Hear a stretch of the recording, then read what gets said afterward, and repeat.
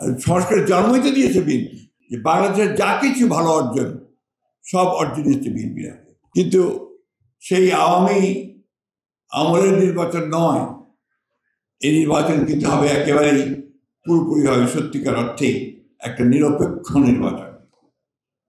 তো সেই নিরপেক্ষ নির্বাচনে জয়যুক্ত হলে কিন্তু জনগণের ভালোবাসা আপনাদের নিতে হবে। You have to win over the people. আপনাকে মানুষের মন জয় করে তাকে ভোট কেন্দ্রে আনতে হবে এবং আপনার পক্ষে তাকে ভোট দেওয়াতে হবে। এখানে আপনারা সেই সৈনিকেরা, সেই সেনাপতিরা বসে আছেন। সুতরাং এখন কে নমিনেশন পেল কে পেল না এটা নিয়ে চিন্তা এখন করার দরকার নেই। আপনি জনগণের সামনে আপনার পার্টি কি দেবে, আপনার নেতা কি দিচ্ছেন, সেই নেতাকে সামনে নিয়ে আসা, এই বিষয়গুলো কিন্তু আপনার মাথায় রাখতে হবে।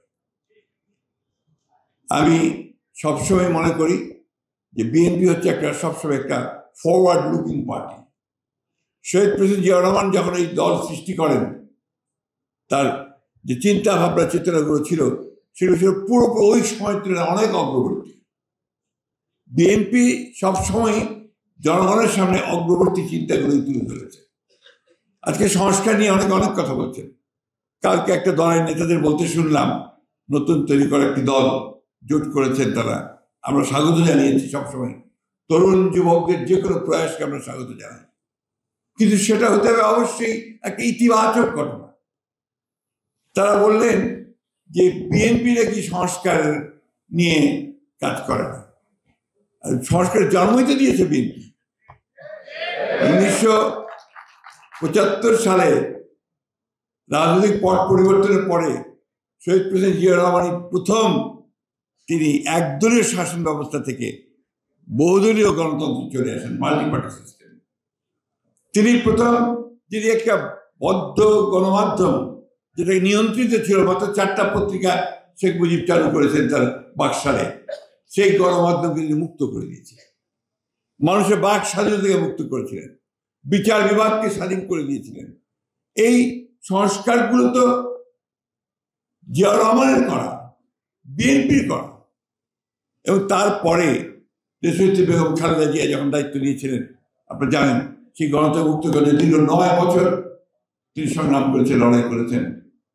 তিনি প্রেসিডেন্সিয়াল ফর্ম অফ গভর্নমেন্ট থেকে পার্লামেন্টারি ফর্ম অফ গভর্নমেন্টে নিয়ে এসছেন এবং মেয়েদের শিক্ষা, তাদের ক্ষমতায়ন, যুবকদের কর্মসংস্থান, শিক্ষার প্রসার, এই ব্যাপক কর্মযোগ্য নিয়ে অর্থনীতিকে পুরোপুরিভাবে আধুনিকীকরণ করা, এই বিষয়গুলো কিন্তু দেশনেত্রী বেগম খালেদা জিয়ার আমলে শুরু হয়েছিল। এবং তখন টাইমের মতো পত্রিকা তারা কভার স্টোরি করেছিল বাংলাদেশকে অ্যাজ ইমার্জিং টাইগার, অর্থাৎ একটা অরণ্য থেকে একটা উদীয়মান ব্যাঘ্র আসছে বাংলাদেশ অর্থনৈতিক শক্তি নিয়ে। অর্থনৈতিক ক্ষেত্রে তিনি একইভাবে সংস্কারগুলো করেছিলেন শহীদ প্রেসিডেন্ট জিয়াউর রহমান। তিনি প্রথম, যিনি আজকে বাংলাদেশের অর্থনীতির ভিত্তি যে পোশাক শিল্প, সেই পোশাক শিল্পকে তিনি শুরু করেছিলেন। বিদেশে আমাদের শ্রমশক্তিকে রপ্তানি করে আজকে যে রেমিটেন্সের উপর দাঁড়িয়ে আছি, রিজার্ভ যে আজকে এত বাড়ছে, সেই কাজও শুরু করেছেন শহীদ প্রেসিডেন্ট জিয়াউর রহমান। এই বিষয়গুলো কিন্তু আপনাদের শক্তি। আমি সে কারণে বলি যে বাংলাদেশের যা কিছু ভালো অর্জন সব অর্জন হচ্ছে বিএনপির হাতে।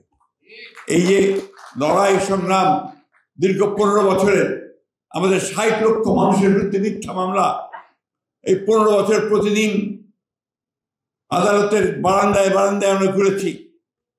আমাদের 20,000 নেতাকর্মীকে হত্যা করা হয়েছে। আমাদের ছেলেরা, আমাদের যুবকেরা তারা পুলিশের তাড়া খেয়ে বনে জঙ্গলে থেকেছে, শীতের মধ্যে ধান খেতে গিয়ে আশ্রয় নিয়েছে। বন্ধুরা, শরীরেরা এই কথাগুলো ভুলে যাবেন না। এই লড়াই আপনারা করেছেন। আমার মনে হয় এখানে একজন নেই যারা কারাগারে যান, এখানে একজন নেই যাদের বিরুদ্ধে মামলা নেই। আমি তাই মনে করি।